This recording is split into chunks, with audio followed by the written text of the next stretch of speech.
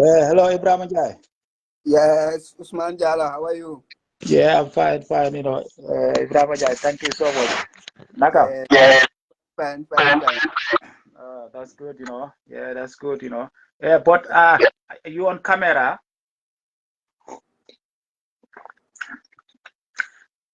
Hello, Ibu. Yes, man. Yes, yeah, it's good. I think Ansuman also. I'm trying to add him. Yeah, okay, Yes, Ansuman Asano. Yes, I'm trying to add him. Yeah. okay. Yes. Yeah. Naka, I'm fine. Well, my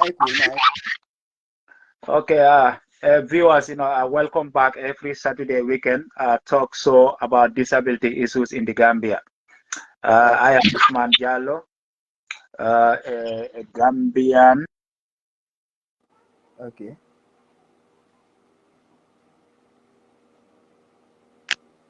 Yes, I'm a Gambian, currently residing at Manchester. I am a physically disabled person, confined in a wheelchair. I've been sitting on the wheelchair for more than 30 years. Today we have our guest, Ebrahim Njie. Ebrahim Njie is also a physically disabled person, confined in a wheelchair. He will be coming here today and start narrating his stories. Yeah, welcome, Pasi. Yes, Usman, thank you very much. Yeah, nice to hear from you. Yes, man, I am Ebrahim Njie. Yeah, I'm a disability. I'm living in Gambia. Yeah, it's nice to participate today in your program. Yeah, I will very like it, really. And I thank you very much. And all your colleagues, very happy about you people, what you are doing, and pray for you. Yeah, God help you and take you where you want to go. Yes, thank you very much, Ebrahim Njie. Ebrahim Njie, I'm trying to get Ansumana, but hopefully when Ansumana join, and then also Lamin Sonko, who is going to do the interpretation. So Lamin Sonko, also will be joining us. So let's give them some time, and then we start the program. Ibrahim, when I am talking, on your camera. Okay. Yeah, you can mute it. You can mute it so that it's not gonna be echoing, because when you are on your camera, your volume is on. Its window is gonna start echoing. So like you only unmute it when you are talking. Okay. Okay, yeah. So if you check on your this thing on your screen, you will see at the top like a mic. So you just touch there. So lale wow, so lale Okay. na nga bisamba bo. A minute. I can put on my earpiece. Yeah, yes. You can put on your earpiece. Yeah, that's fine. You can put on your earpiece. Okay. Okay. Thank you. Let me try Ansumana again.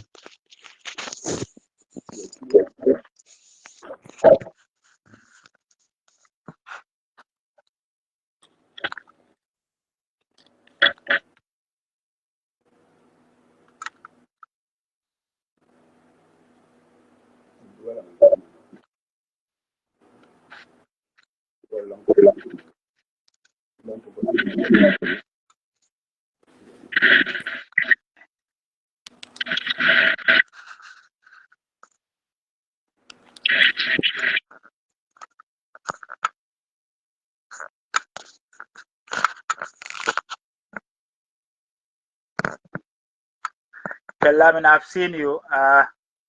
I'm trying to add you. I did invite you to earlier. If you check in your notification, I've sent you an invitation, Lamin. Yeah, hello, Ansumana. I tried to add you again. You know what? It say it failed.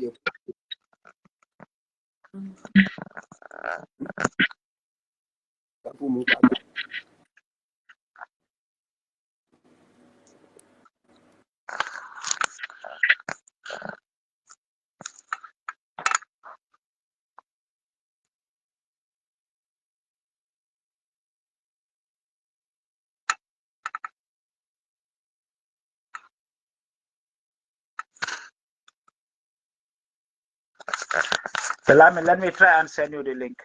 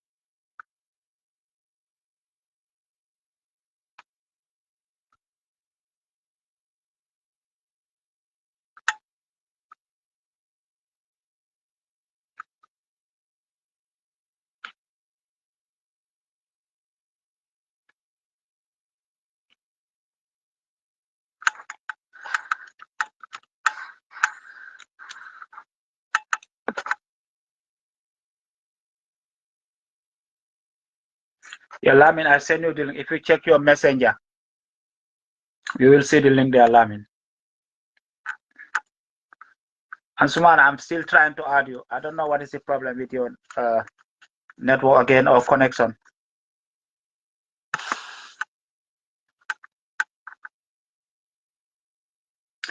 Yeah, hello, Ebrahim Njie, are you ready? Hello, Ibu.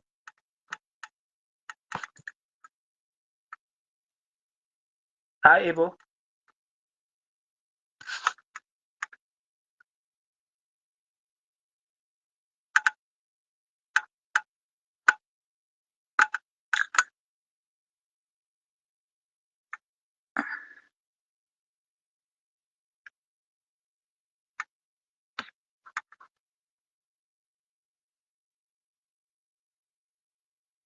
Yeah, Ibu. Are you hearing Ebrahim Njie?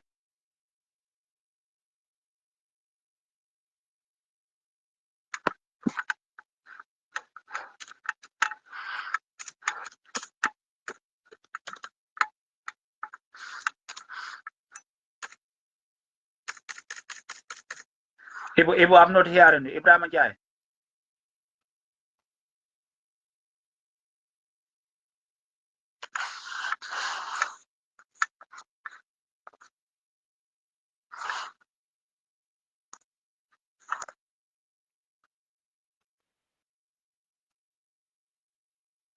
Yeah, Suman, I've accepted it. It's adding, but that's what it keep doing.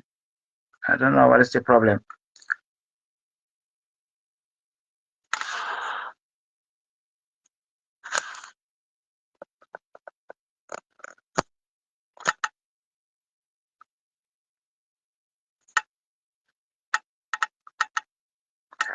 Yeah, if you are hearing me, can you send me a request now, Ebrahim Njie?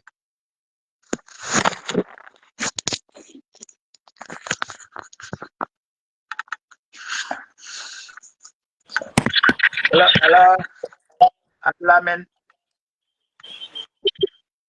Yeah, Lamin. Yes. Yeah, are you hearing me loud and clear? Yes, I am hearing you clearly. Yes, yeah, Lamin. Ebrahim Njie, I think he must have, turned his volume off. That's why. But I'm trying to get him again. But Okay. Ansumana is not coming in. So I am staying mute, right? So I'll be waiting until when the Ibrahim is around, so I will start. Yes, I'm trying to invite him, Ebrahim Njie. Yeah.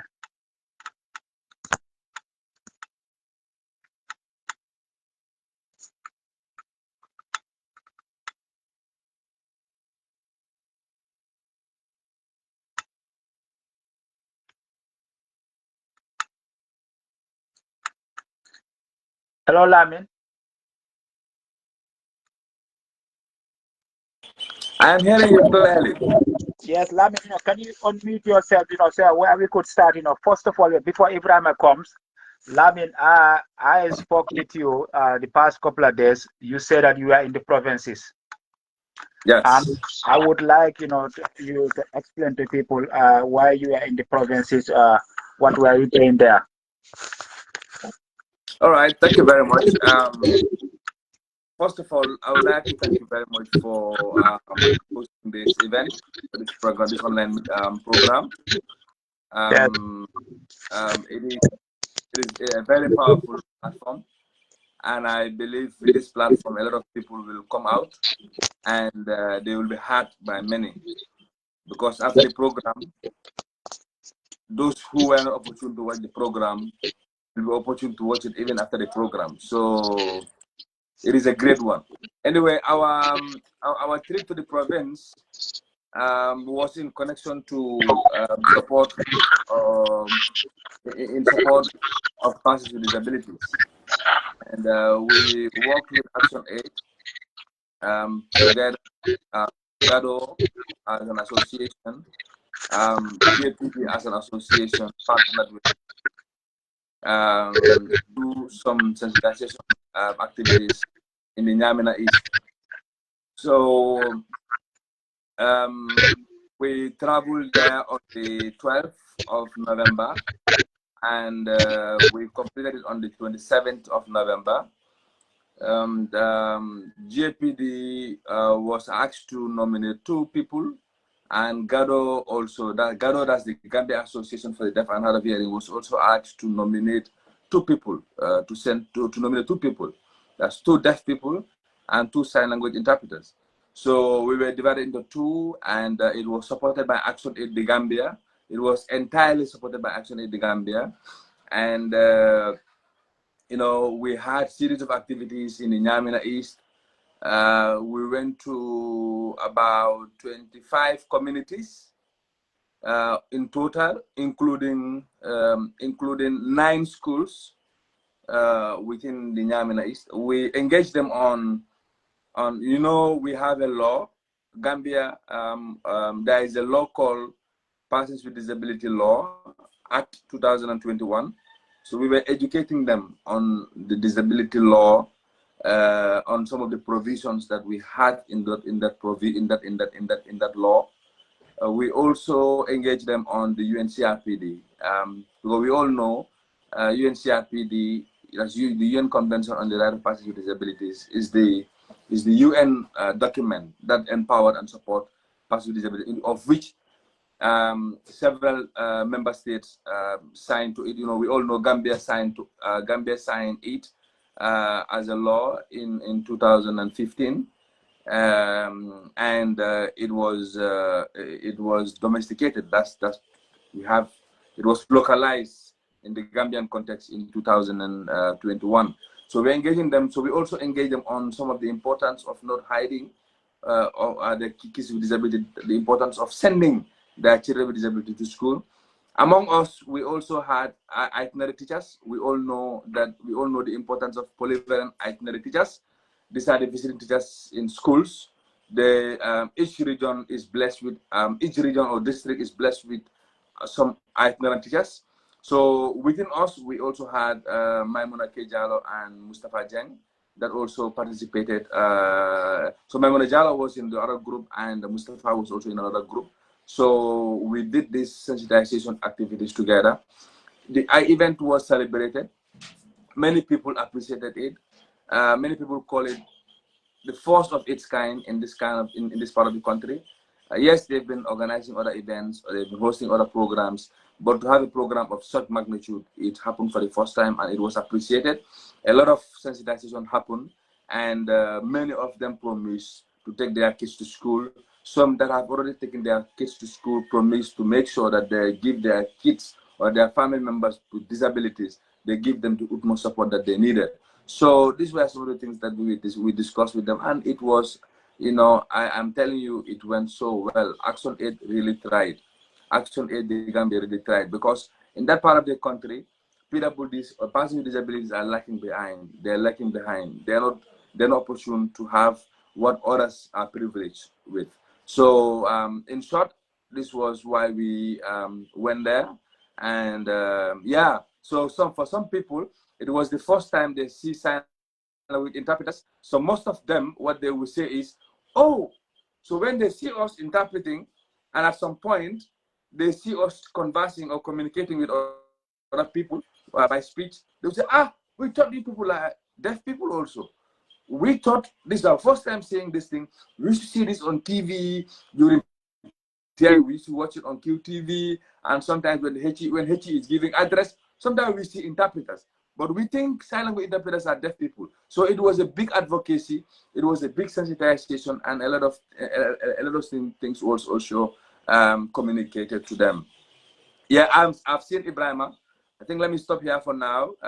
Because we have him back. Oh yes, Lamin, thank you so much. You know, I think that was very, very important, because as we said, you know, advocacy is one of the most important things, because the purpose of us coming here every Saturday is to talk about issues, and these issues we can only do them through advocacy. So without advocacy, my grandma who is sitting there will not know what we are talking about.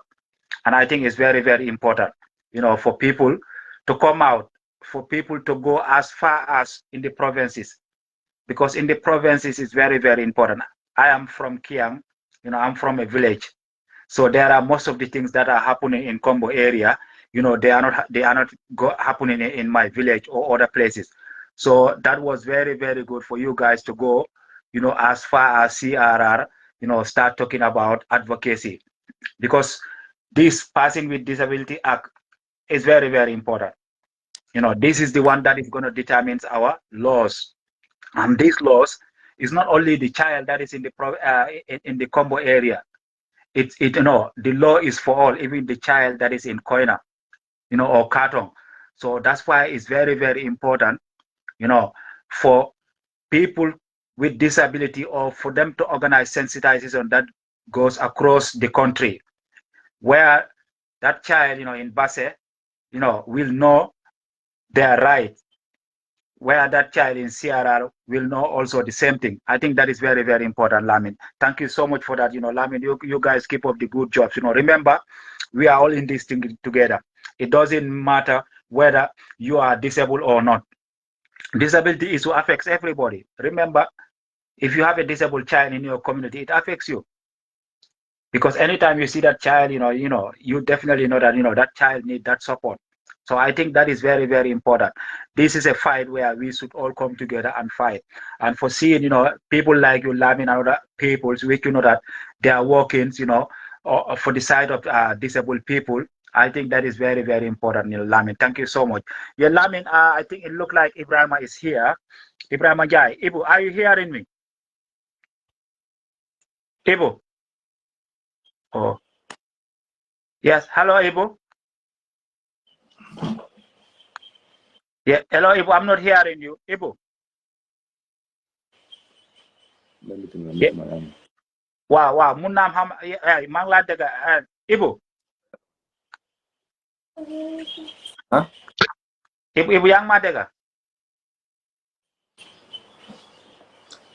It's like Ibu's mic is. Yes. It looked like Ibu. Ebrahim, we are not hearing you. No, his mic is yeah. on.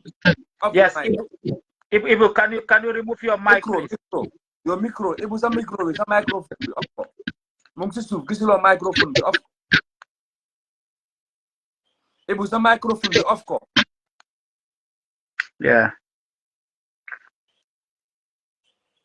Yeah, it looked like he's not here. Ibu. Microphone, man. Microphone ambiwa. A microphone be Ibu. Sa microphone. Hola sisuf. Sa microphone bang sisuf. Holko. Offko.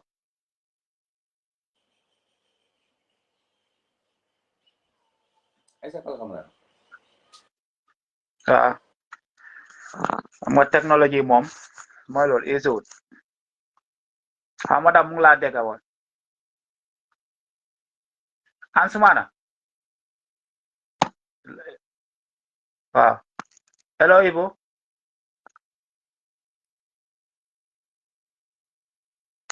Yeah, Lamin, it look like, he's struggling,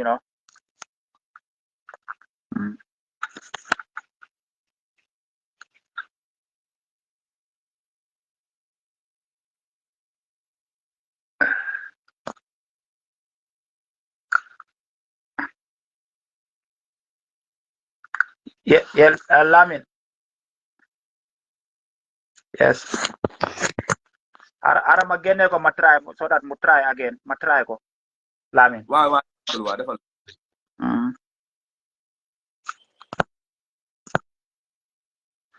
Yeah, Lamin, comme li nga doon wax Lamin, loolu dafa over important.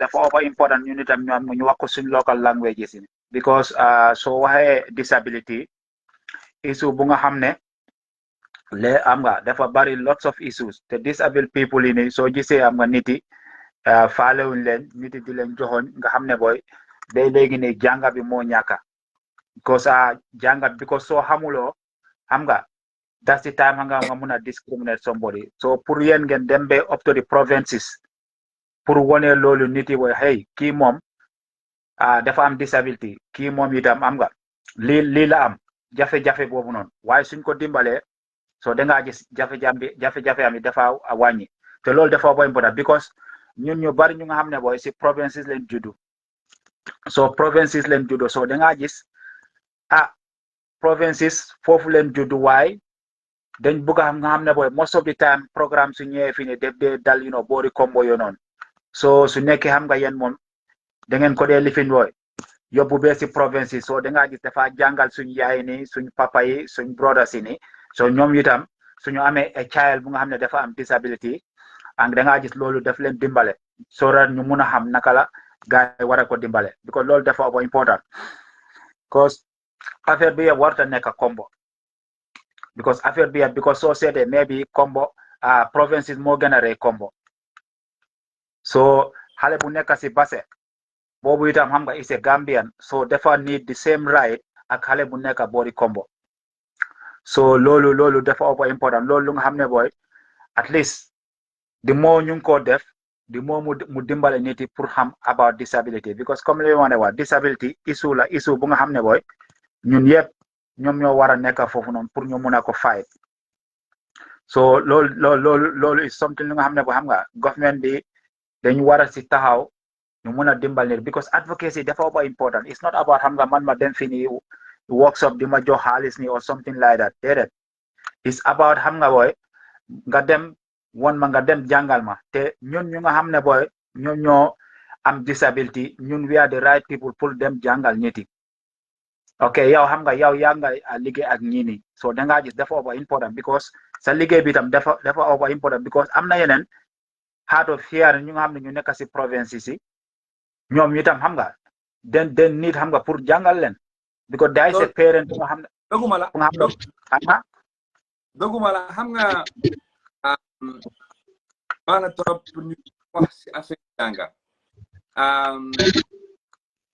Gambie bi fii am nañ i façon wéytale o laago o wéytale am nañ i façon bari na understand nga so am na ñoo xam ne seen cër bi loxo ba tànka dañ commencé am ñoo xam ne puule dañ xees am na ñoo xam ne du dee gis silmaxa lañ visuel ñoo xam ne du dee dégga am na ñoo xam ne seen xel ko manqué understand nga ñu am ñoo xam ne dañ gaata saf mënuñoo wax si ñoom tam si lañ bokka am na ñoo xam ne seen bokka dañ réy du dee mën a def seen liggéey am na seen gannaaw bi mu toogee ñu la ñoo toogee ñooñu ñëpp si la bokka waaye gis nga ñu ne ceeb bi ma lim ceeb gaa dañu war a they all have the right to go to school am droit pour ñu dem school waaye ñoo xam ne moo mën a ñoo xam ne du dee dégg those that have residual hearing maybe ñoo xam ne they have only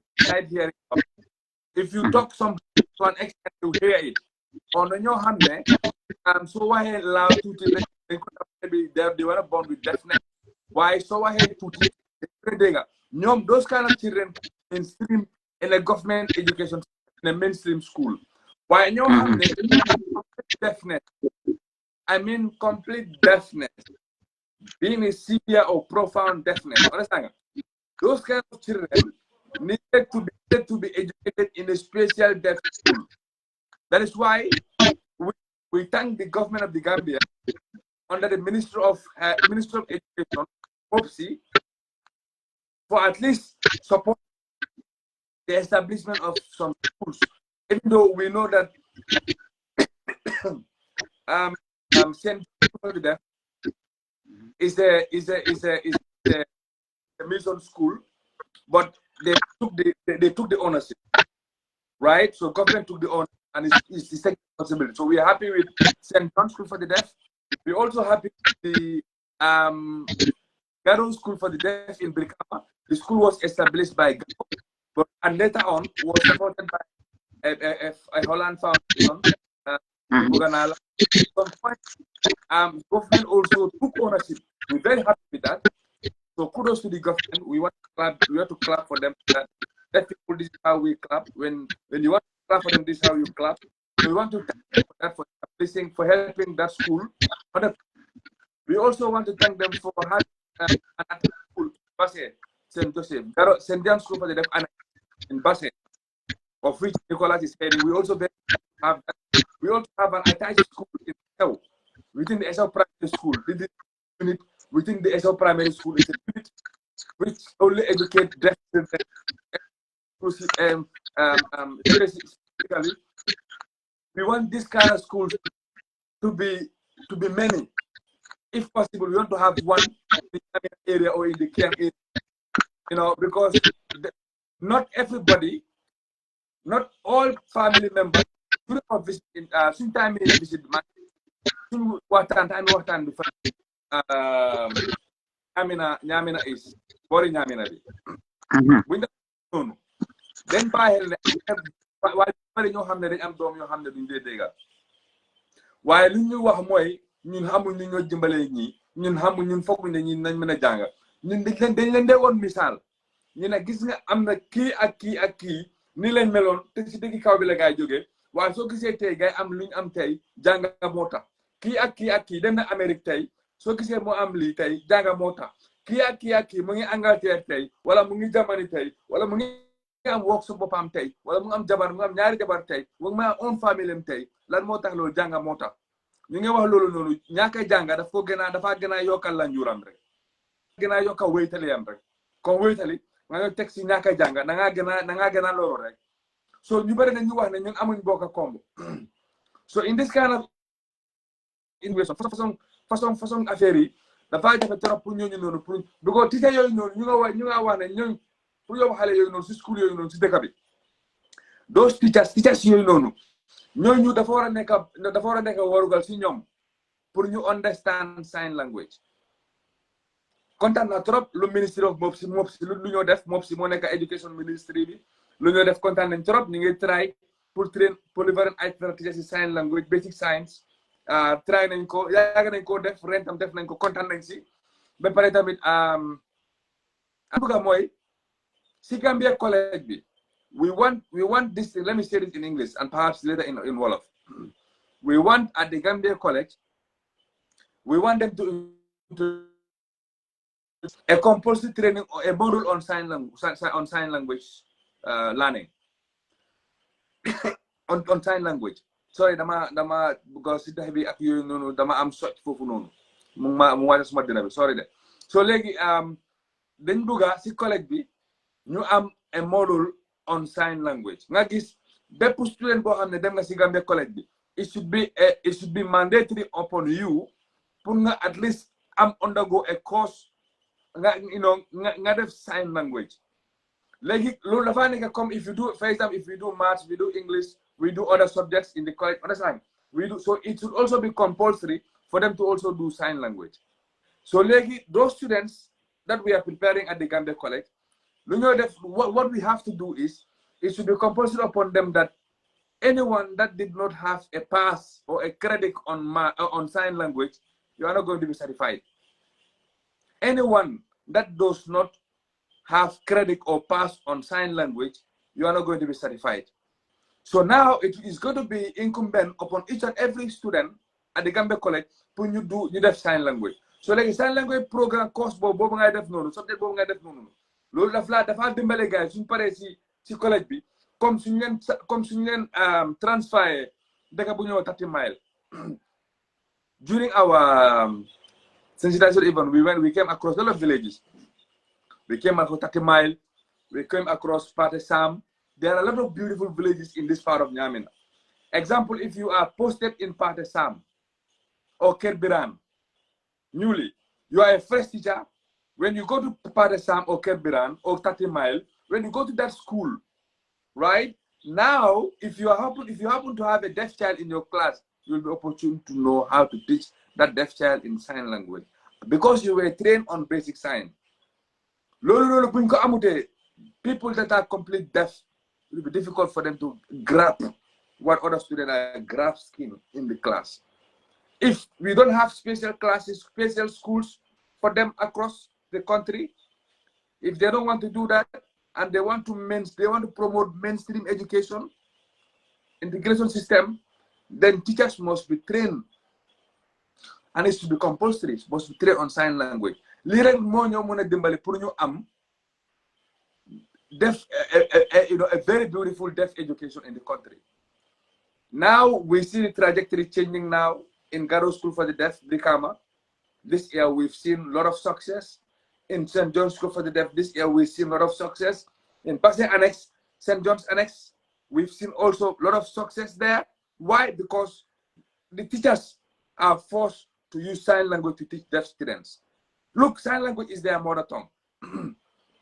Me, I speak Mandinka, I speak English language, right? So the teacher, when the teacher is teaching me, I expect the teacher to use the medium which I will understand to teach me, right? So them also, the medium that you have to use to teach them is sign language. So I want the policy makers, the government, I want them to listen to us very well. That if we want this thing to happen, this is the only way out, and we want them to please hear us out.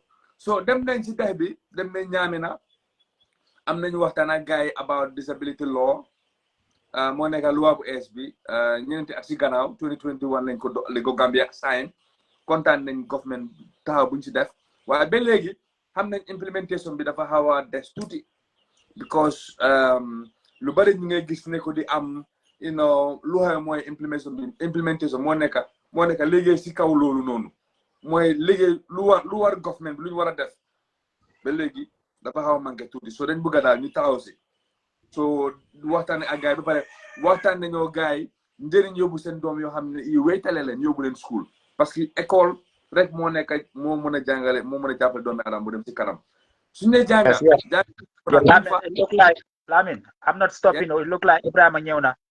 Okay, Ebrahim. Hello, Ebrahim. Usman. Yes, sorry, Ebrahim. I think the network was crazy. Because it was saying that there are some technical issues. Yeah, no problem. You are hearing me? Yes. I'm hearing you, Ebrahim. I'm hearing you very well. Ebu, not lack all of. Okay, bana. Okay, Ibrahim, jërëjëf pour nga ñëw si platform bi ni platform bi is about pour mun a empower person with disability. Lamin soo ma mënee lifin interpret si lifin bi sign language. Okay. Yeah. Okay. Yes. Lamin yaa ngi maa dégg. waaw maa laa dégg kontaan naa si loolu trop. Yes man jërëjëf bro kontaan naa si loolu bu baax. Okay. Participate programme bi.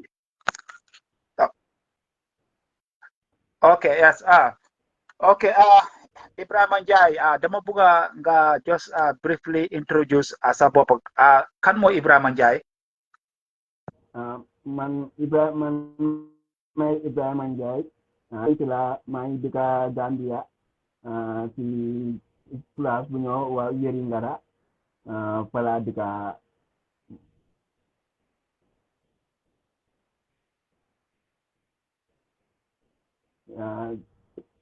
Disability laa nag waaye nekku ne dama ko juddoo daf ma dab ci laa nekk nii ba tey maa ngi toog ci puus li ma def yëpp ci kaw puus laa ko nekk di defee depuis 1999 ba tey ci kaw puus laa nekk. Waaw Ibrahima loolu is very very good li nga wax loolu li fi na soo nga ne disability bi da nga ko am time boobu noonu da nga doon mun a dox. waaw dama daan dox ba year of 1999 ci laa ko ñëw am. ok depuis nga am lii nii ban lifin depuis nga am lii nii yow da nga doon mun a dox léegi ne nga am xam nga mun loo dox ban jafe-jafe nga am si Ibrahima. dëgg la suma jafe-jafe bari na de léegi man dama ute yeneen disability because ñeneen ñi luñ mun man yàlla dafa def man munuma loolu man depuis ma toog ba tey lu bari lu ma def nit moo ma ko defal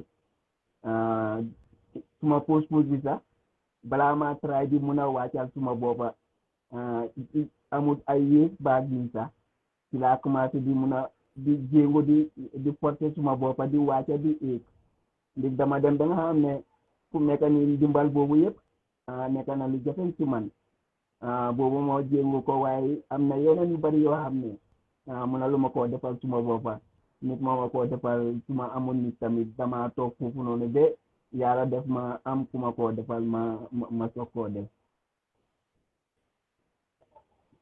Oh, Ibrahim, yes, loolu dafa sad, su nekkoon fii nga nekk fii nii comme loolu leen dee wax pour nga am carer somebody bu nga xam ne def laa dimbale dafa ñëw dimbale whatever loo need rek moom def la ko dimbale wa so su nekkee fii nii loolu la waaye comme luñ doon wax fii nii about the disability act as long as xam nga loi bi nii amul foofu noonu dafa jafe because it's more like that loolu amul si Gambia te loolu moo nekk problème bi because ñun yëpp xam neen soo amee disability moo nekk da nga need ndimbal so su nekkee amuloon ndimbal bi it's more like that sa disability bi dafa gën a wos so soo dee gis am na disable yu pari yoo noonu dañ fa dee nekk xam nga di stress te xam naa Ibrahima yow itam di same thing Ibrahima léegi nan ñëw suma dégg man ak yow naka leen xamee because xam nga loolu dafa over important because last time am na beneen time nga waxoon nañ ko fii nii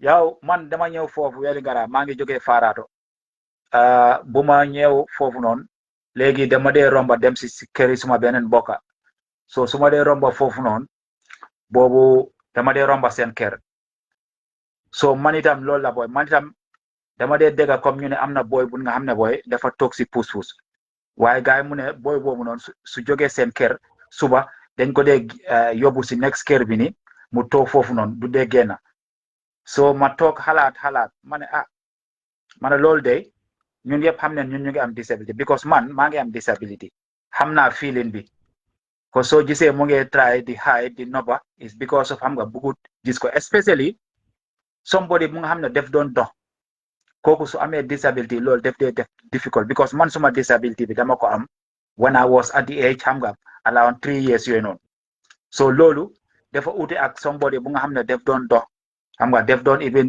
dugga si moto yi di dem di ñëw nga xam ne bo mu ngi liggéey si moto yi so affaire yi ñëw dab ko so ma toog xalaat ma ne kii moom il faut ma find a way bu nga xam ne try bu nga xam ne way ma mun a ko génne si biti si loolu laa lifin da itam ma start then si kër bu nga ne fuñ la dee yóbbu foofu noonu ma itam ma dem start di dem foofu noonu so xam naa turu yoon xam nga ñu miinante and I could remember xam nga time boobu noonu bu ma la fekkee foofu noonu sax doo doon sol dalla sax so man time boobu noonu ma itam maa ngi sol dalla not long about 2 years time boobu because man itam time bu nga xam ne ma nekk xale du ma doon sol dalla waaye time ma nekk di gën a mag nii booy ma dem be ñëw combo yooyu noonu then ma start di sol dalla te soli dalla bi nag it was very difficult because especially suma benn tànka bi ni xam nga dafa leem so it was always difficult so loolu moo tax man suma dalla yi il faut ma am dalla ñu nga xam ne ñu am high heels ñu nga xam ne booy seen lifin bi ni dafa guddani comme ay boots yu nga xam ne booy si sa boppi tànka bi ni danga foofu dafa war a gudda soo daa ma mun a kooba suma left tànka bi yëpp su nekkul loolu du ma mun a sol dalla so noonu laa rek maa ngi try dalla rek ba ma tombe ak dalla yi ni so dangaa gis fii nii léegi lu ma dimbale moo nekk fii dama dem si lopitaan bi ni ñoo jagar ma dalla yi ni doo so is very rare pour ma jënda fii nii dalla waaye su ma jëndee dalla itam si boppi tànka bi ni foofu noonu il faut mu war a gudda si kaw so that suma benn left tànka bi ni bu nga xam ne dafa leem boobu mun a dugga si so yes parce que foofu la then after man ma start di ñëw foofu noonu so parce que dama bëgg nga explain man ak yow xam nga suñ jaar yooyu noonu thank you ok digala bi ma feebaree ba dem faju nekk ci upside bi ba yàlla dogal ma ñibbi si waat bi ma ñëwee balaa ma am puus-puus sax xam na moo jël time tuuti ci leen ma utal puus-puus waaye puus-puus bi amee naa ko ci kër gi sax lu mot ay weer sax maa ngi ko amee ci kër gi waaw et puis de dañ ko dee ici fu ma dee toog waaw mu nekk suma boor waaye pour egg ci ko puus-puus bi moo nekk beneen problème maire bi daf dee war ba soona gars yi dañ dee war ba soona ma ne leen ne man dama wiraat man dama doxaat man duma toog ci ko puus-puus dama doxaat so loolu dem de yàgga kër boobu noonu dafa am maire bu fa dikkoon borom kër gi maire bi suma yaay fekka suma yaay daf dee aritam la so mu expliqué ko so maire bi nag moo dee ñëw suba bu nekk ñëw di ma forcé ef ma ci ko puus-puus bi dama remember post bi sax moom ci boppam moo ma puus bi ci biir këram ma dem këram so every day su ñëwee suba doomam yi ñëw ep ma suma puus bi yóbbu ma këram. So after that noonu la suma yaay mu ne ma fii sax dafa am benn boy bu fi dee romba daf dee dem ci kër gi fii nii Sookunda moom sax si puus la toog ma ne ko mu ne ma waaw after noonu la ma ko de after si waaye mu ma ko wax rek du ma ko wax rek after ci la wax suma affaire waaw ci la ma wax suma affaire nag because one time boobu noonu suma xëyee rek mais bi daf ma dee jël rek yóbbu ma ci kër gi. So noonu nga ma fekkee ci kër gi maa ngi remember first day boo ñëwee ci kër gi nga ma man la Ousmane Diallo maa ngi dëkk around fii nii de ma ne la ok ñu nekk noonu di waxtaan dem yàlla après ci next day bi tamit boobu noonu foog naa evening time bi leen gisante foog naa first day bi boobu boori timis leen gisante foog boori guddi nii so second time bi nag moo nekk ci day time bi so après ni ñoo waxtaanee noonu suma tànka bi ride one bi dafa demoon ba xalal leemu ne ma dama bugga ngay sol daala sooy sol daala da ngaa gis ne sa tànka bi du leemu gisuloo man sax ñaaka sol daala moo tax suma tànka bi def nii since boobu ba tey musuma simi daala suma simee daala rek suma kaw lal bi la te suma tànka yi still mu ngi normal bu dengoo noonu rek boobu rek nu mel noonu la mel ba léegi dara yokku aussi waaw te ba tey daala laa dee sol waaw daala bi tamit ñëw sa because time boobu duma daan sol daala suma tànka yi dañ dee métti suma baaraami tànka yi yëpp dañ dee métti so suma ko diggaatee si ko puus bi so daf dee métti ba kawaas laa dee sol waaye ma daal ay sata ma support ci loolu ba tey suma solee daala duma dee yëg benn métti waaw moo tax daala ak kawaas foo ma fekka maa ngi sol daala maa ngi sol kawaas yaa yàlla yow nag noonu lañ def après ngay ñëw si kër gi ñuy waxtaan ci ron mango bi xam na dee boo xam ne sax ma fa ma sosfea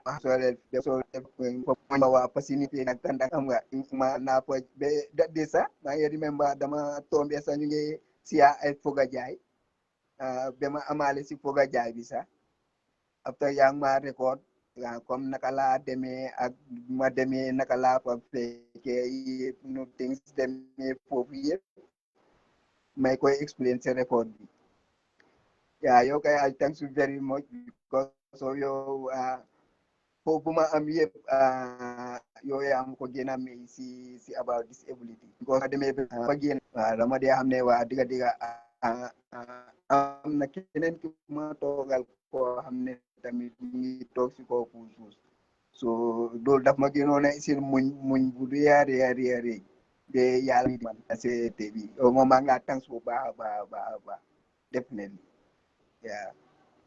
Oh yes, Ebrahim Njie, brother. Yeah, I just don't know that. I'm going to help with the sorry because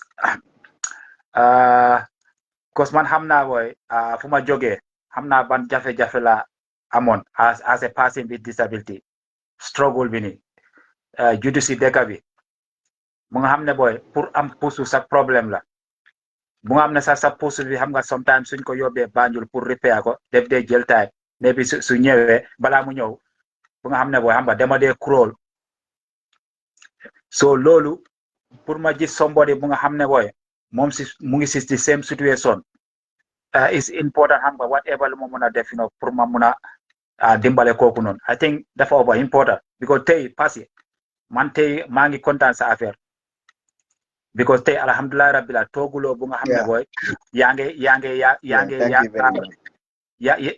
tooguloo bu nga xam ne booy yaa ngi report ak xam nga every dañ la ko dee defal for the fact that am na yeneen sa personal care bi dañ la ko dee defal but yow tam yaa ngi try yaa ngi def leneen te loolu dafa over important because disability comme li ma dee wax fii neti kenn bëggut ko soo gisee nga am ko xam nga xam ne danga ko am waaye soo ko amee that doesn't mean that yow nekkuloo nit that doesn't mean that yow warloo def dara or that doesn't mean that yow warloo dimbale sa boppa or dimbale anybody because jéem rek la aduna loo gis xam nga danga jéem soo jéemee rek yàlla baax na te loolu dafa ëpp important te soo da ngaa gis xam nga ñun loolu leen dee lifin advocate because man itam soo gisee xam nga ma mun a di sol dalla di def leneen is because man itam am na ñu ma doon advice am na ñu ma doon dimbale te loolu dafa ëpp important because man I could remember time ma nekk xale am na yeneen saa du ma doon sol defin long trouser tubéy bu gudda sax sot la so most of the time dama di gis suma tànka yi te sa wan sa tànka yi ñu ngi feeñ rek ma ne fooy dem rek dañ dee xool di first thing lu ñu seet sax sa tànka yi la man loolu def ma doon sonnal trop parce because time boobu du ma dee sol dalla ok du ma dee sol tubéy bu gudda te loolu lifi na te bëgguma all the time su ma génnee nii rek nit ñu ngi xool suma tànka yi because suñ la xoolee sa tànka yi rek is more like xam nga dañ la discriminate so loolu dafa ëpp important so may tam loolu moom mu motivé loolu moo tax ma start am nga di sol dalla te dama gis dip ma start di sol dalla def dee dimbale suma tànka yi because xam nga even sa muscle yi nga xam ne xam nga dañ dee or something like that léegi xam nga mun naa la dimbale because it's exercise at least mu exercise sa muscle so loolu dafa ëpp important but parce que comme li ma la wax tey man maa ngi kontaan I'm so proud of you comme li ma la wax because tey tooguloo nga wax léegi man xaaral ma lifin tey da nga dee génn si Johnson bi da nga dee génn da nga dee dem fii ba Serekunda da nga dee dem fu nga bëgg a dem rek te loolu dafa ëpp so which mean that tey yow faalewuloo weda nit def la wax discriminate sa disability bi yow faalewuloo because yow yaa ngi am wheelchair bi nii so yow doo mun a génn doo mun a def dara so which mean that xam nga léegi nii da nga am confidence because it's all about nga mun a am confidence nga mun a gom sa boppa because doomi adama whether yaa ngi am disability or not is dafa important pour nga mun a gom sa boppa man dama nekk nit mu nga xam ne ko dama dewa all the time man fu ñu dem rek duma jël laas waxuma dama jël first de waaye duma jël laas yes and always dama pass whatever fu ma dem ni lu ma def always dama pass dama pass su ma amut excellent or very good waaye dama pass te loolu dafa ëpp important because once xam nga am determination boobu nga am loolu si sa xol bi loolu def laa dimbale yes Ibrahima xam naa comme li ma laa waxal wax bi dafa am solo tey nag suma gaay ni Ansumana Sano ñu ma dee seexu fii ni Ansumana Sano moom dama ko teelay di ko aad waaye foog naa network issue la so xam naa mu ngi déglu Adama Awa Camara moom itam dafa am some family commitment moom itam ñëw tey waaye ñu ngi wax suñ viewers yi na loolu moo tax gaay ñëw Adama Awa Camara dafa am family commitment mun naa am su nekkee xam nga dafa teel a ñibbi kër booy dafa dugga online waaye su nekkul loolu so hopefully next Saturday tam dinañ try Khalifa Saw moom itam xam naa mu ngi busy because businessman la moom itam def dee liggéey ni waaye comme li ma la wax rek tey Ibrahima jërëjëf pour ñëw si plateforme bi and we are also thanking all our viewers because our viewers are very very important to us because without them we will not be here because these are the people who are listening, who are watching us. Remember to just have the time, to listen or to watch somebody. It is very, very, very difficult, especially in this generation where people are very, very busy. So we really appreciate our viewers, our Gambian brothers and non-Gambian brothers. We are so grateful, for all the support. We are so grateful, for having time to come here. And I'm also, grateful, to Lamin Sonko. Lamin Sonko, remember, we are not paying him. He's just doing this thing for his person to support a person with disability. Lamin, this is the second time, and he did promise us that whenever he's free, every Saturday, he will come here to interpret this thing. Because we want our fellow person with disability, hard of hearing, to come to listen to us. Because we don't want to exclude them. Because remember, we are fighting for inclusion, and inclusion is very, very important. Because as a person with disability, that's what we want. We don't want the society to exclude us. Inclusion, when you include a disabled child, that child is going to benefit from it. That child is not going to feel that he or she is being isolated. So inclusion is very, very important because in the United Kingdom here, every disabled person is included. You are included. Yes, because they help you to get job, they help you to go to school, they help you to do other activities which that able people are doing it. And I think that is very, very important. Yeah, Ebrahim Njie, Madello si yow. Earlier, mangi dugal fini pictures. the first picture bu ma dugaloon boy is about Ebrahim Njie moom léegi dafa so confidence that pour mun a génn si si society bi léegi ni Ebrahim Njie is doing a petty business moo nekk mu ngi jaay crédit. Yeah. Gambia loolu moo won Ebrahim Njie toogu rek mu teg bopp lifin loxo ami mu ne man munuma dox so which means that dama toog rek nit ñu ma dimbale déedéet Ebrahim Njie dafa wax ne boy moom léegi ni dafa war a génn moom itam mu def dara so that nit yi mun a xamee boy that moom is a person with disability but he can do something dafa def dara te loolu dafa important Ibrahima is many years amoon na yeneen time sax yow yaa ma doon toppal dama la doon patronize because loolu dafa important because Gambian ñun loolu leen bëgga ngeen dimbale ñu ngeen jox ñu that hope because soo leen joy hope rek dangaa gis ñun itam duñ mun a toog si suñ néegi duñ mun a toog suñ kër yi di xalaat about suñ disability bi remember toog rek pour xalaat man munuma dox o man du munuma gis o man dama am yeneen type of disability loolu dafa over crazy because dafa mun a toon sa brain bi ni so dafa over important and as a disabled person moo nekka da nga war a try xam nga am a positive mind in this moo nekka boo warloo toog di xalaat sa about sa disability bi te most of the time soo gisee yaa ngi ko defee moo nekka you think that there is nothing for you outside in the society te loolu dafa over important now this Ebrahim Njie he is doing petty business he is selling credits def day jaay cash power li mu tuuti mu ngi am foofu noonu mu mun a def some yeneen soxlaami which is very good because we all want to be independent I myself I don't want people to be doing things for me I don't want it I want to be able to go to work ma am suma xaalis bi ma itam ma mun a dimbale suma boppam mu mun a dimbale suma yeneen ni te loolu dafa open te and I know Ebrahim Njie you are supporting some people xam naa si sa profit li nga di am fi sa jaay kër yaa ngi dimbale sa family bi yaa ngi dimbale sa yeneen moromi ni yaa ngi dimbale on sa yeneen xariti family ni te loolu dafa open important because ñun loolu leen di advocate ñun bëgguñ gis somebody as a person with disability toog si kër bi nit ñu ngi la noba jamono boobu romba na loolu moo tax ñu ngi ñëw fi ni all the time di start di waxalaat nit hey because man maa ngi toog si pusus because man munuma gis because man dama am other type of disabilities that doesn't mean that man dama war a noba that doesn't mean that man dama war a nekk si kër bi nii rek loolu feewut Ebrahim Njie naka sa business bi nii dama bëgg nga explain nit yi boy ban jafe-jafe nga day am si sa business bi nii and some of the positive also lan moo dee tax xam nga boy Ebrahim Njie nga dugga si business bi.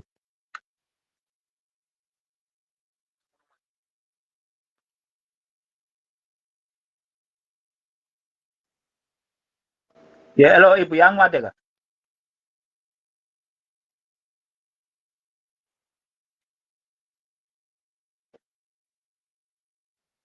Yeah. Yaa ngi ma dégg Ibrahim. Waaw abi naa ci trop waaw yaa ma dégg waaw ma dégg yaa ma dégg hello waaw léegi maa ngi laa dégg léegi yaa ma dégg hello yaa ma dégg maa ngi laa dégg Ibu waxal maa ngi laa dégg yaa ma dégg waaw ok waaw business bi man si ko am trop léegi yaaga naa ci trop crédit laa njëkkee crédit business moom laa njëkkee Africell Qcell Gamcell Comion yooyu laa daan jaay depuis 2007 si la start di jaay crédit ba dama ko jaay ba 2016 si laa ko bàyyi so ba 2017 after election bi président bi toogee ba pare after si laa ko startaat still now maa ngi si waaye dena rek moo nekk problème bi crédit amut profit loolu mooy nekk problème bi because $500 $25 nga fa dee am so $1000 $50 nga fa dee am so yow soo lebalee nit 25 daf dee niroon ne yow jaay nga $500 te amuloo fa dara so si loo see $50 yi dafa niroo jaay nga $1,000 yi te amuloo fa dara moom dafa laaj bàyyi xel bu baax a baax nit ñi dinañ la mere waaw waxtu bu nekk nit ñaa ngi ma mere because of lebal ma soo ma leen ne aw ma crédit sa da ngeen mer xam nga bu nekk laa si dee daj waaye dama dee am seen bi rek because of am naa li ma amee so noonu laa li après si diggante bi ma ca ba ne gaa ngi way fi cash power so noonu laa li fi ne ma ne aaral ma seet cash power na profit yi cash power bi tamit tane na tuuti si la duga si cash power tamit ma starté cash power $5,000 si moom la gaay dee dooree nekk si cash power bi moom tam ngee dem tuuti maa ngi jaay cash power bi ak crédit bi di ko boole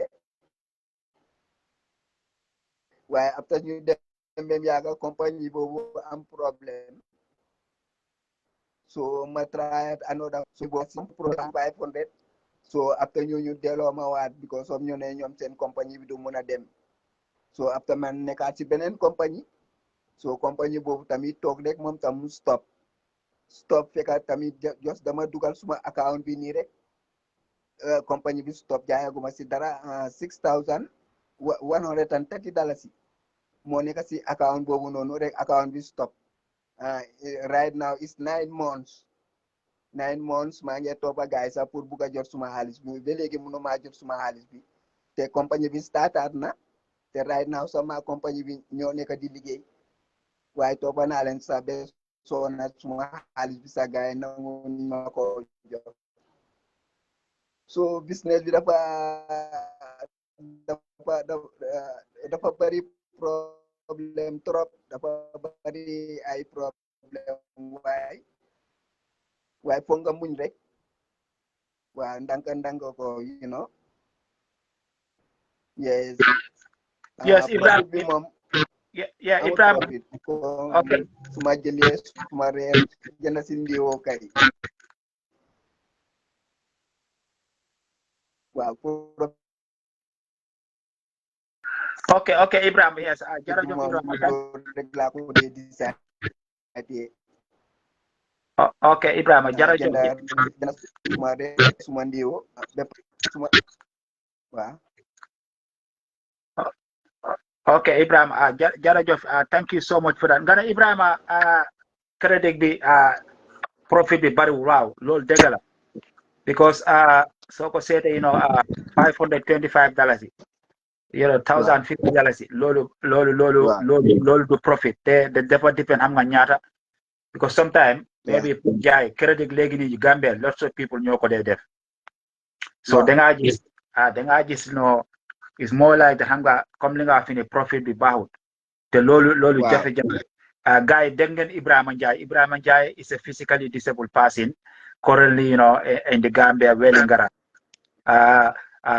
Ebrahim has cited some of his difficulties because Ebrahim is doing a business and this is a small business and he's selling mobile phone top-up. Now mobile phone top-up, according to him, what he was saying that the profit is too small because if you sell $500 you get $25 and he did mention also sometimes people will come and say borrow you I'm going to pay you, some will not be able to pay you. And secondly, he cited that some of the companies that he's dealing with with this credit they are very difficult to deal with because one of the company went away with his money and the current company also that he's dealing with also still now there is his money that is outstanding, which is very, very bad because these are some of the issues that we are talking about. As a company, you are getting a lot of money, a lot of profit. Now, this Ebrahim is a physically disabled person. If you don't support him, you shouldn't take his money. That is unfair. But these are the issues. Today, because we don't have a proper law in the Gambia for the person with disability, even if Ebrahim go to the police, they will not take him serious. If he go to to the court, it's the same issue because we don't have those proper structure for the law that guide person with disability. And I think that is very, very important. And that's what we are advocating. We want this law to be implemented to be implemented as soon as possible so that, disabled people also can have their right, because there are lots of people who are taking advantage on disabled people in the Gambia. We know that. Lots of people. Because today, if somebody discriminates Ibrahim, if Ibrahim go to the police, there is no law that is going to guide the police. They're just going to waste his time. So it's Ibrahim end up being at home, getting depressed, thinking about somebody has discriminated me, and he cannot do nothing. And that's one of the worst things we all know as a human being. If somebody try to offend you, if you cannot do anything, you become angry. And I think that is very, very important, because a company like these things, they should encourage you. They should give you even a percentage. They should say that, Ibrahim, today you are selling because you are on a wheelchair. We're going to give you maybe 30%, 25%, 50%. Because they are getting a lot of money, some of the profit, because we know that most of these big companies who are selling credit, we know how many money they have. They got a lot of money, because nowadays people have to buy credit to get internet. And I think that is very sad, for a country where people are, scamming a person with disability, a company. That is very, very sad. Yeah, Ibrahim, so you say that, you still following that company. Yeah, still I'm following them. Yeah, you still following them, is there anywhere which that maybe after here, if you get in touch, if I know their number, we see what we can do. We're gonna talk to them. We're gonna talk to them. Right now the man, even if I call them, they will not receive the call. If I send the message, they will not receive it. So now I stopped to call them. And still I'm working in their company. Yeah, do you know the company name?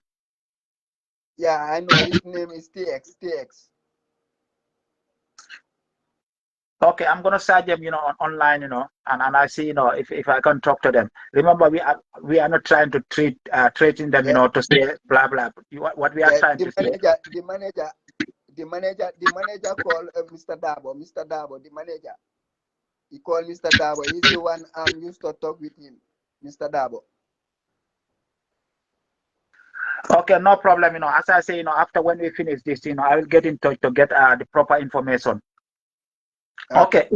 Yeah, Ibrahim, we have another question. Earlier today, you sent me some pictures, and one of the difficulties you are having is access.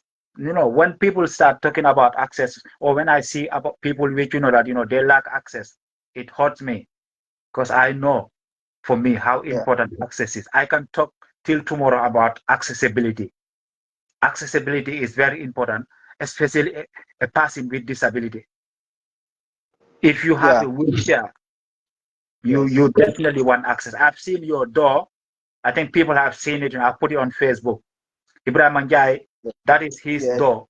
So which means that Ebrahim himself, cannot take himself inside his bedroom. He have to get somebody. Imagine there is nobody to help you. How Ebrahim is going to manage? Which is going to be very difficult. Because as he said, we have different types of disability. But because of Ebrahim, his disability, it affects his nerve system, it affects his bones, so much that, it's difficult for him to do most of the things, that he would like to do.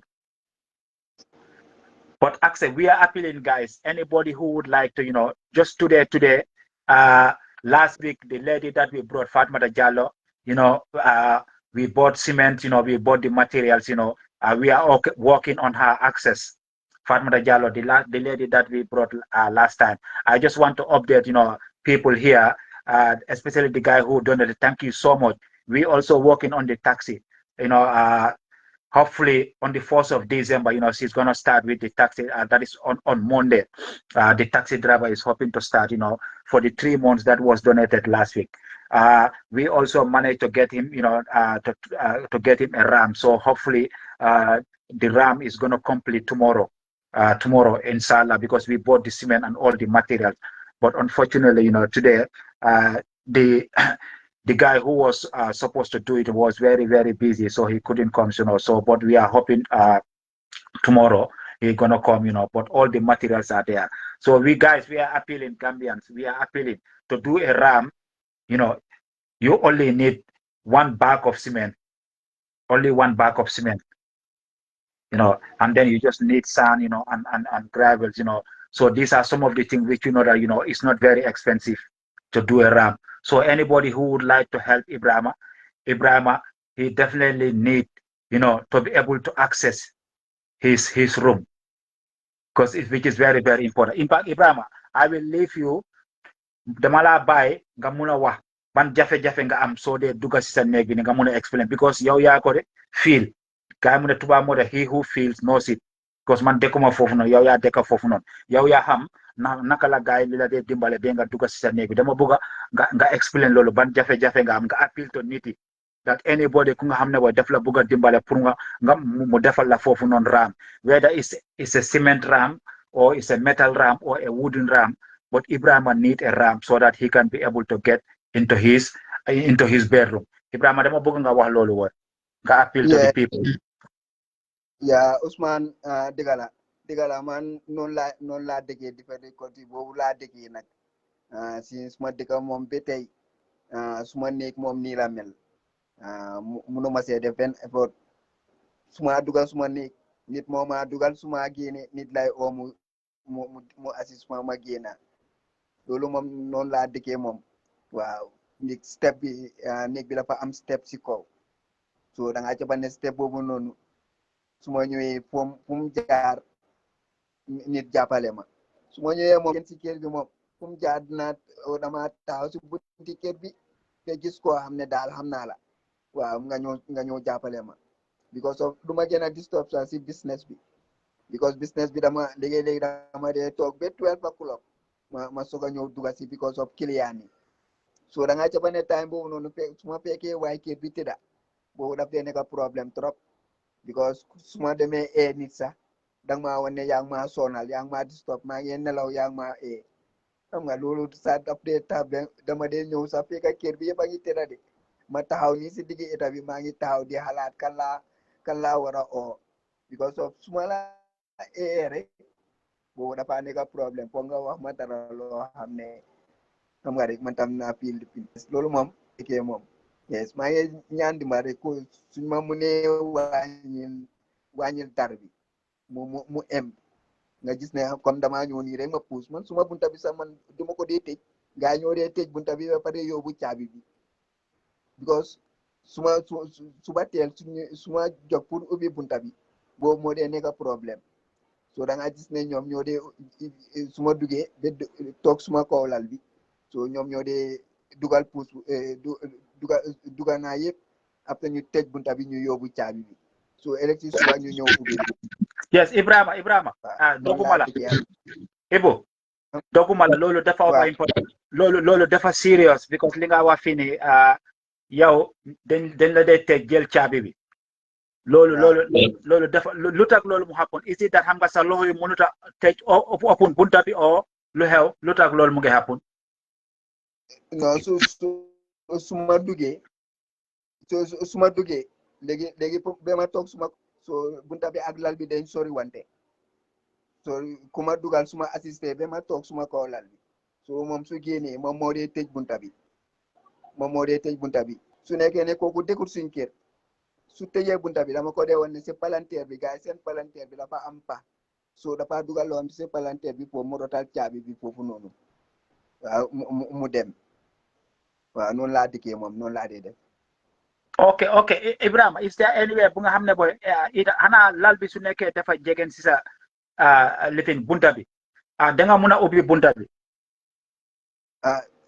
lal bi su jegee bunta bi wheelchair bi du mun a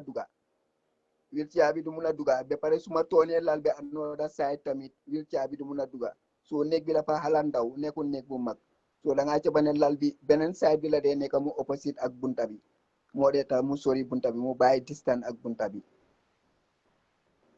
wow Ibrahima so which means that yow it's more like that is nekkut only lifin bi bunta bi it's more like néeg bi si boppam xam nga problème la so which means that yow lu gën a important mu ne la dimbala moo nekk nga am a better néeg bu nga xam ne dafa yaatu yooyu noonu waaw definitely dimbale bi moom kay moom problème la because man suma brother sister they are very problem so ñoom daal they are starting so da ngaa dee betta sama La new tawan na kam gari. Why how I live with my brother somewhere dapat hard since be mer bi ak dad bi yeb gaño am nga. Ina be mer bi Yeah, gaño sa. Yes, I can understand that. If come limala wa, hamga lolo is position live. But worry about lolo. Why come limala wa? Rek hamga. Therefore, but we know that hamga family. They are very very important. In family, they need to live in. Why sometimes therefore difficult. Understand that because as you know, a person with disability, so needs is come. Lolo mo tan nyunge nyo fini di jungle need understand that. So lego legi. Soon brother, soon family is not because of maybe hamga they are not ready or whatsoever. But hamga sometimes it's not easy. Because especially Gambia. But the most important thing, more neka, I think the best thing is more neka, yow, is to look for a neck. Neck bunga hamne defla lifin bunga hamne defa accessible. Now, so neke affaire neck hamga ibu. Is there any other neck sen care bunga hamne boy? Yow munga move forward not bunga hamne defa yatu or yow denga need neck ñu bilal la boy neck limu muna lifin yoro so that pour nga muna am access. Yeah, kër bi moom yaatu na kër bi moom si gannaaw yëpp empty lifin la empty land la waaw waaye pour mun a tabax néeg pour bu ma dika man lu gën a nekk problème sax mooy toilet yeah man su ma amee néeg fii sax ma am toilet outside sax because man man duma dee use toilet man I use the bag so léegi la ma pare nekk sax xale yi di romba yooyu noonu yëpp man si gannaaw laa dee sango man mosuma sangoo si toilet so man lu ma dee def yëpp si gannaaw laa ko dee def you know so léegi nit ñëw fekka ma fa sax waaw yooyu yëpp daf dee happen like right now moom toilet sax laa gën a need sa you know definitely. Oh yes, thank Ibrahim. It's very sad. It's very sad, guys. You are hearing what Ibrahim is saying. Ibrahim, his problem is not only access to his house. The second thing is that Ibrahim's house is so small, and one of the saddest thing he said that like anybody who helped him to get into his room, they have to lock him, and they take the keys because Ibrahim his bed, is so far, and even if he want to bring the bed closer to the door, it's not gonna work because the house is so small, and which is very very dangerous because it's health and safety in case of any fire or any accident, which means that it's going to be difficult for him to come out because he have to get somebody, somebody to come with the key and open the door, and that is very very sad. Second thing, he did mention that even toilet, because the toilet is not being conducive, it's not accessible, so which means that he have to go behind the back, to do take himself whatever he want to use, do it there, and that is very very sad. That is very very sad. Now, in fact, at first we are talking about the ram, appealing a ram. Now it's more like that we are appealing for for somebody to help Ibrahim to build a house, so a house which is accessible, a house which that you have your toilet, because remember, I know the feeling when I was young. When you have disability, you have to go behind, you start squatting, it's very, because people comes there, and when people come, they start looking at you, and these are some of the issues because toilet is very very important. Your bathroom is very very important, and once your bathroom is accessible as a disabled person, it's very very good. But if it is not accessible, especially for Ibrahim, for me today, at least my hands are okay. My hands are okay. Maybe it's just the walking part, but I can crawl very well. That's not a problem for me. But for Ibrahim, his hands, his legs, they are all affected. So which means that see, for him to to be able to look after himself, or even for somebody to help to look after himself, he needs a better house and a better toilet. And this is one of the things, because Ibrahim, these are some of the things, that why we're talking about, disability issues in the Gambia. That's why we're talking about, some of the laws that are lacking in the Gambia. Here, even my place of work, other places, even here, public toilets, there is always a disabled, toilet there. The government will give you, we have a special key, a key that is unique. They give it to disabled people. So, you just go and open. You don't need to wait somebody to come and open it for you. And one of my worry, Ibrahim, is about when you say that, people have to lock you in your house. That is very, very sad, and that is very dangerous because in case of any fire in that compound, people will run because maybe the person who is having your key will not think about taking the key to open the door. So which means that you're gonna die there, Ibrahim. That is very, very sad. I think that is very sad. What, guys? Anybody who want to help Ebrahim Njie? Ebrahim Njie, as I said, is a physically disabled person. He's currently living in Wellingara. Wellingara, Combo Wellingara. He cited some of the difficulty. He's doing a petty business credit, but we know that the profit in business, is not good. It's not good. So the thing is that he needs support. You remember, Ibrahim is from a poor background, poor family background. We know that I know Ibrahim. I've known their compound. I've seen where he is. So it is very fair. So any of you who want to help, remember, even if we have a mud block house, if cement block is costly, but mud blocks it's not something which that is very costly. Maybe we can even get people who could do the mud blocks, and we could even get volunteers. But one of the most important thing is corrugate iron, to buy the corrugate iron.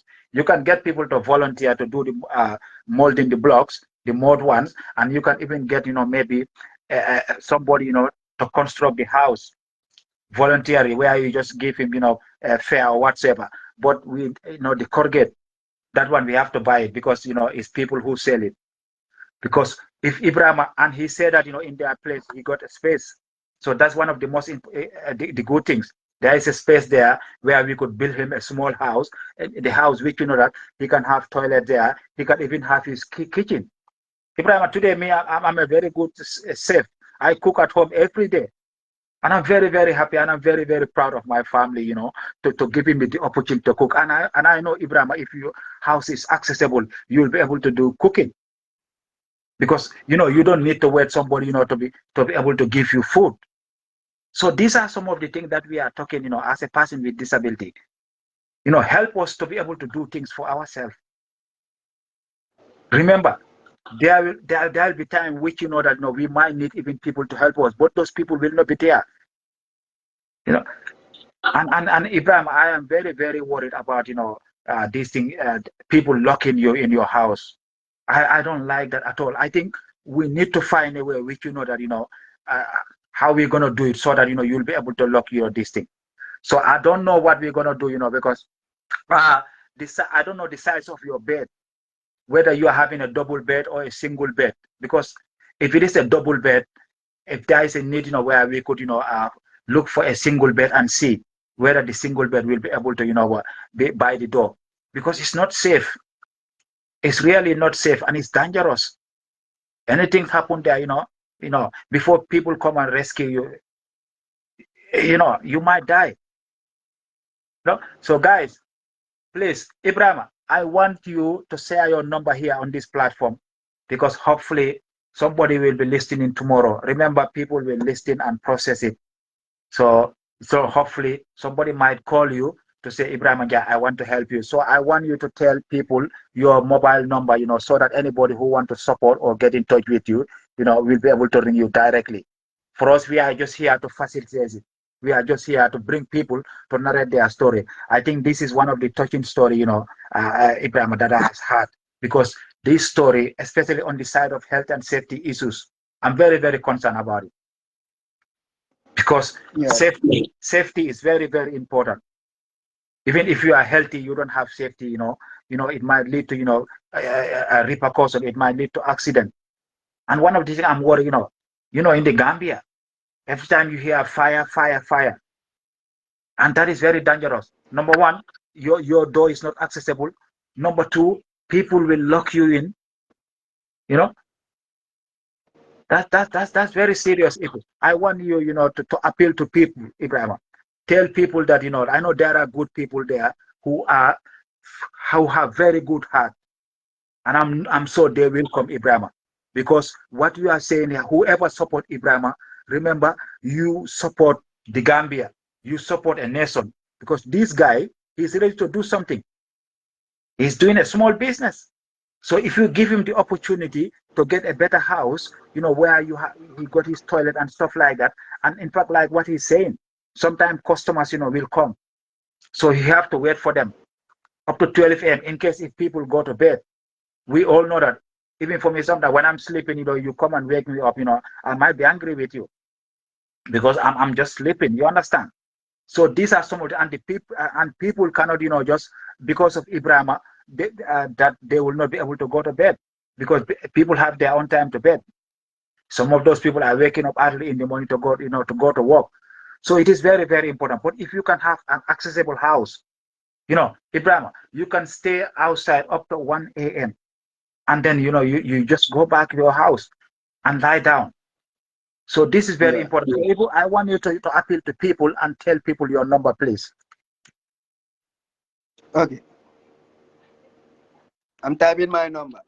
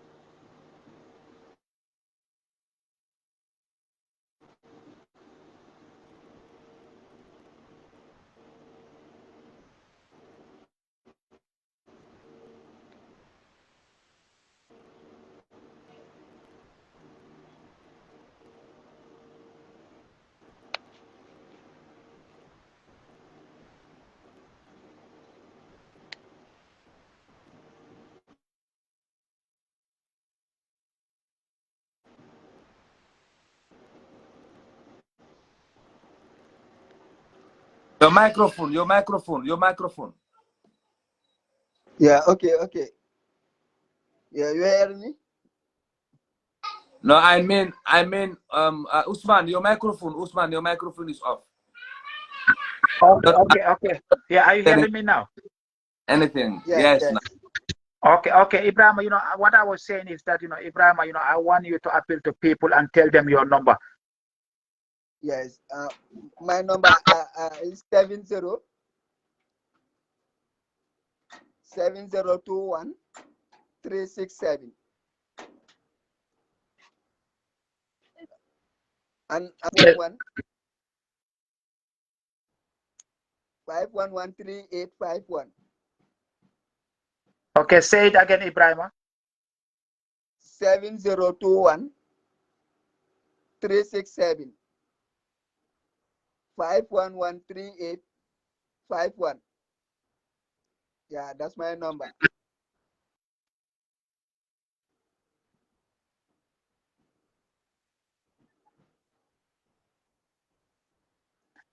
Tell them, Ibrahim, can you tell people that why you are giving your number here and while you are appealing support?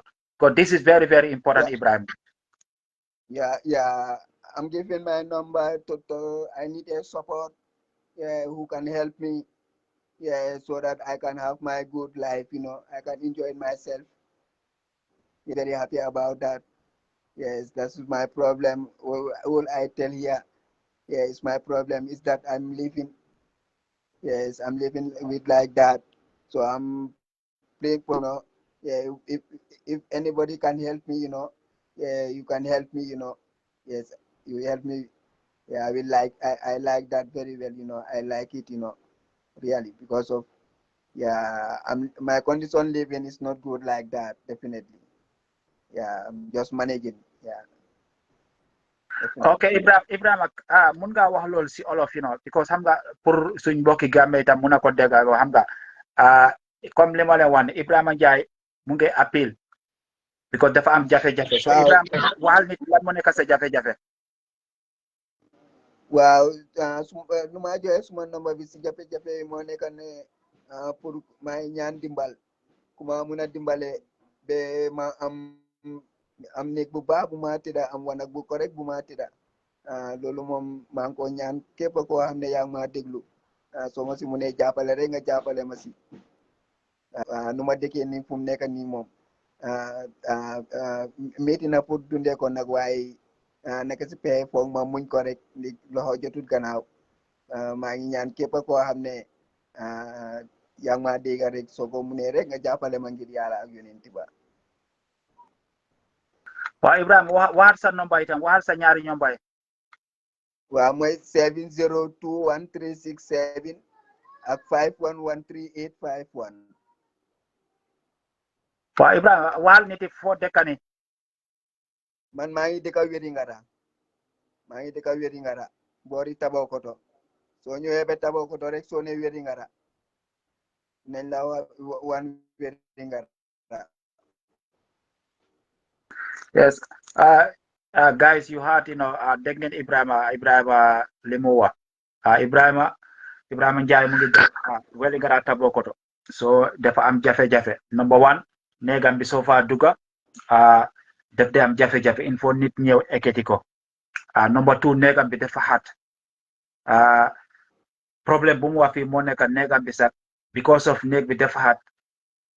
Su demee ba dugga si néeg bi ni suñ ko dimbale ba mu dugga si néeg bi so dangaa gis gaa dañ ko dimbale ba mu egg si kaw lal bi so moom mënut a tëj bunta am bi so dangaa gis xam nga def dee jox caabi bi ku ko dimbale kooku tëj ko kooku yóbbu caabi bi te loolu si man loolu dafa doy waay because in case any accident bu happen ay safara which mean that Ibrahima mun naa si dee te the other thing li mu wax moo nekk wanag because ñun ñëpp xam nañ wanag dafa ëpp important li ne gën a important si person with disability wanag itam noonu la because wanag foofu ñun yëpp ñu dem foofu nu def suñ suturaay soo buggee sangu si wanag la kenn du dee mën a sangu si biti so which mean that Ibrahima mu ne ba because of fu mu dëkk foofu noonu so def dee dem laaw si gannaaw waaye mu ngi ñaan anybody ku nga xam ne def ko bugg a dimbale pour ñu mun a dimbale ko mu am néeg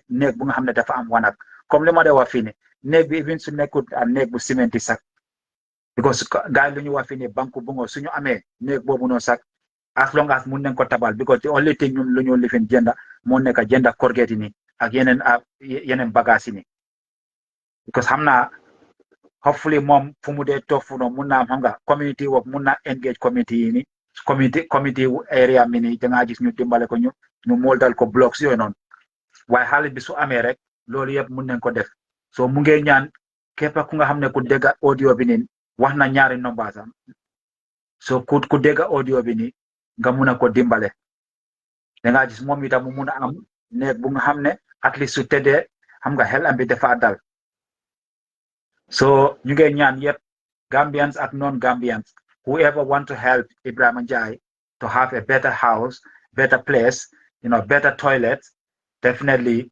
is going to be very, very much appreciated. And thank you so much, guys. Yeah, Ibrahim, legi dama buga boy nga def sa last living, sa last wahani. What I know appeal to the people. I want you, hamga nga muna def sa last wah, Ibrahim. dama bëgg a woon nga def sa last card balaa ñu tëj programme bi. Yes, thank you very much and all the listeners maa ngi leen a nuyu yéen ñëpp di leen sant di leen gërëm ku si nekk maa ngi laa nuyu di la sant di la gërëm thank you very much ñun man la Ebrahim Njie maa ngi dëkk fii Wéri Ngara tey man la gars yi invite si programme bi kontaan naa si trop pour ma ñëw wax suma problème kontaan naa si trop lii moom bég naa si kontaan naa si trop maa ngi sant déglukat yi yëpp alors maa ngi laa ñaanal yàlla yokka liggéey bi si kanam ak képp koo xam ne mu ngi ànd ak yow yal na leen yàlla jàppale yóbbu leen si kanam barke yonent bi sallallahu alayhi wa sallam ak déglukat yi yëpp thank you very much. Yes, waa Ibrahima jërëjëf comme li ma la plateforme bi ñun yëpp ñoo ko moom plateforme bi ndax am nga disability ndax amuloo disability plateforme bu nga xam ne dafa ñëw fii jàngal nit yi dafa ñëw fii bu nga xam ne booy mu jox nit yi confidence soo nekkee disabled mu jox la confidence nga mun a génn nga mun a wax kon loolu dafa over important yes xam naa Lamin dafa dem Lamin Sonko dafa am some engagement but Lamin Sonko thank you so much also for coming here to help us, with the interpretation, because we feel that, disability is inclusive. So ñun ñu ngi toog fii nii xam nga pour nekkal all the person with disability. It doesn't matter whether you are physically disabled, or you are hard of hearing, or you are visually impaired, or any form of disability. This platform is for all of you. This platform is a place which that we are here to advocate for the right of person with disability. And also, thanks also to my colleagues. Unfortunately, today, Ansumana, we try him due to issues, technical issues. That's why he couldn't come. I know he's watching. Adam Awakamar, as I said, also she got some commitment, family commitment, but hopefully next week, we might see her here. And I think Kalifasa also might be busy. So we'll be coming here, every weekend or every 2 weeks, to be coming here to start, talking about issues affecting for the life of person with disability. We also thank all our listeners, because as I said earlier, our listeners, our viewers are very, very important, and people who also share it. We really appreciate it. People also who take their time, to come and join us here, and we encourage you also, to come and bring your suggestion, to come, and participate. Welcome. Anybody who want to come, to participate, just send us, request. We are definitely happy. Remember, this is an education for all.